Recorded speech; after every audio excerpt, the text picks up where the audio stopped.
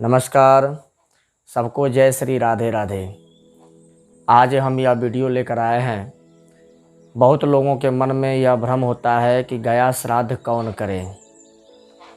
तरह तरह से भ्रांतियां लोगों में फैली हुई है। बहुत सारे लोगों के मन में ये भ्रम होता है कि गया श्राद्ध पुत्रों में जो बड़ा पुत्र है या जो सबसे छोटा पुत्र है वही कर सकता है, परंतु ऐसा शास्त्रों में कहीं विधान नहीं है। शास्त्रों में यह विधान है, आप गरुड़ पुराण की एक पुस्तक जो आती है उसमें निकाल करके पढ़ेंगे या श्राद्ध से संबंधित जो भी पुस्तकें आती है उसमें आप जब पढ़ेंगे तो स्पष्ट रूप से लिखा हुआ है कि माता पिता की मृत्यु के बाद जो तेरही तक की प्रक्रिया है वह श्राद्ध बड़े या छोटे पुत्र को करने का विधान है।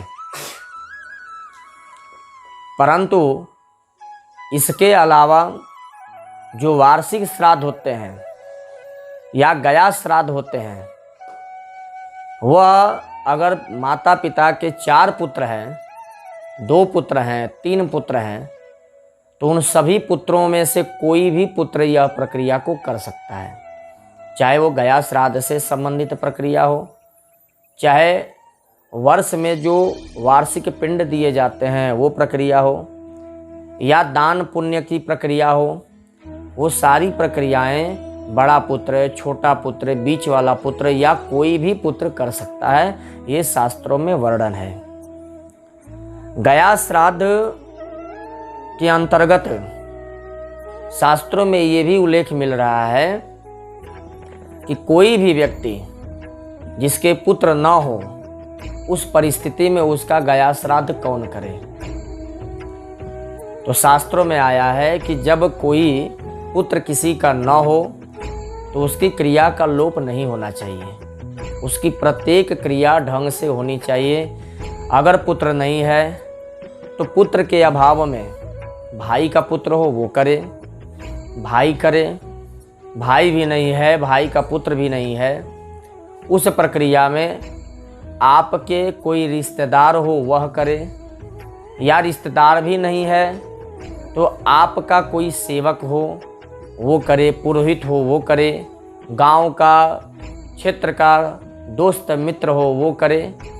कोई भी अगर नहीं है तो यह प्रक्रिया एक स्त्री को भी करने का विधान शास्त्रों में आया है। यह प्रक्रिया को स्त्री भी कर सकती है, चाहे वो 13 तक का प्रक्रिया हो या गया श्राद्ध करने तक की प्रक्रिया हो या प्रत्येक वर्ष दान पुण्य धर्म कर्म करने की प्रक्रिया हो। ये सारी प्रक्रियाएं भी एक स्त्री भी कर सकती है जब कोई न रहे तब। दूसरी बात यह है कि बहुत लोगों के मन में यह भ्रम है कि जो गया श्राद्ध कर लिया, क्या प्रत्येक साल की तरह जैसे पितृपक्ष आता है तो पितृपक्ष में बहुत सारे ऐसे लोग हैं जिनके मन में भ्रम होता है कि हमने तो गया श्राद्ध कर लिया, अब हम क्या यह जो साल के पिंडदान या दान पुण्य या वस्त्र इत्यादि दान करना, खाना भोजन बना करके निकालना पितरों के लिए, ये क्या जरूरी है।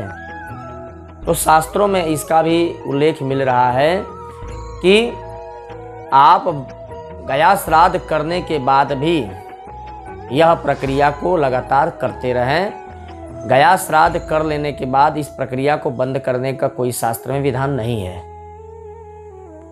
परंतु अपनी इच्छा अनुसार अगर आप गया श्राद्ध करने के बाद भी पितरों को प्रत्येक वर्ष पिंडदान, दान पुण्य धर्म कर्म करते रहते हैं तो ये सबसे उत्तम कार्य भी कहलाता है। गया श्राद्ध से संबंधित एक और प्रक्रिया आती है। बहुत सारे लोगों के मन में यह भी भ्रम है कि एक व्यक्ति जो अपने माता पिता के 2 या 3 या 2 जैसे भी हो पुत्र हैं, तो उन पुत्रों के में से किसी एक के जाने से क्या घर खानदान परिवार के सभी लोगों का मुक्ति और तृप्ति हो जाती है गया श्राद्ध करने से। तो यहाँ प्रश्न ये उठता है कि अगर एक व्यक्ति के जाने से ही समस्त लोगों का कल्याण होना होता तो फिर प्रत्येक व्यक्ति पुत्र की प्राप्ति क्यों चाहता है।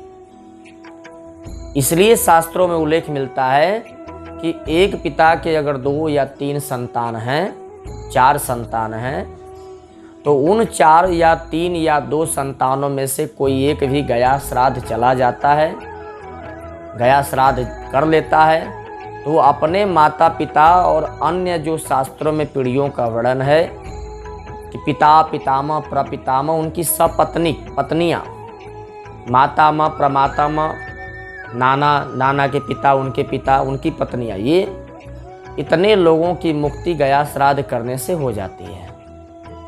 परंतु यहाँ एक प्रश्न ये भी उठता है कि क्या एक ही आदमी के जाने से अन्य जो चाचा हैं या चाची हैं या अन्य और खानदान परिवार के लोग हैं उनकी भी मुक्ति होती है।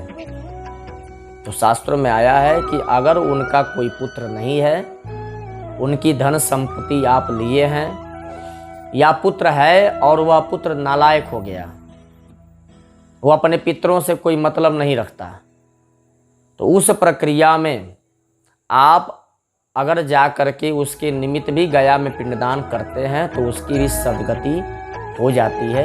ये शास्त्रों में वर्णन आया है। परंतु गया श्राद्ध करने से पहले अच्छे विद्वान ब्राह्मण से समझकर सबसे पहले त्रिपिंडी करावें।